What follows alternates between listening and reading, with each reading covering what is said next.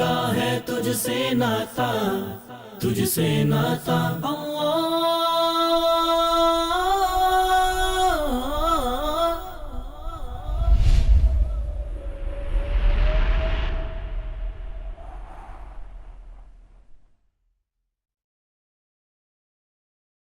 وَإِنِّي لَغَفَّارٌ لِّمَن تَابَ وَآمَنَ وَعَمِلَ صَالِحًا ثُمَّ اهْتَدَىٰ۔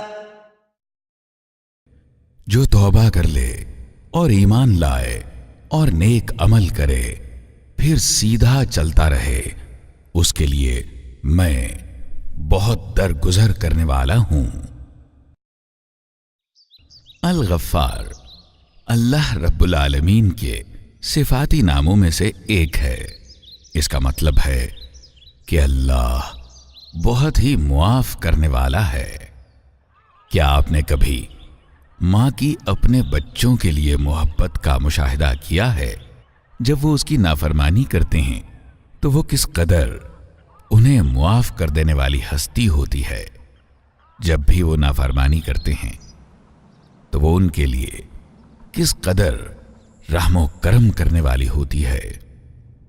اب آپ تصور کیجئے کہ وہ اللہ جس نے محبت اور معاف کرنے جیسی خوبیاں پیدا کی ہیں، وہ کس قدر معاف کر دینے والا ہوگا۔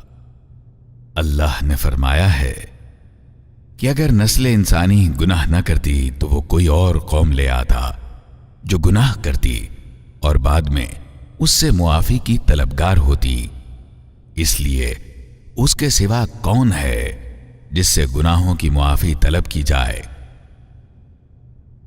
حضرت موسیٰ اللہ کو ان دعائیہ الفاظ میں پکارتے ہیں،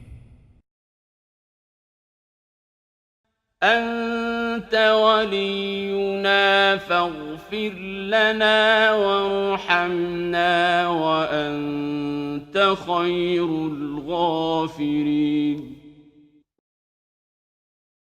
ہمارے ولی آپ ہی تو ہیں، بس ہمیں معاف کر دیجئے اور ہم پر رحم فرمائیے، آپ سب سے بڑھ کر معاف فرمانے والے ہیں۔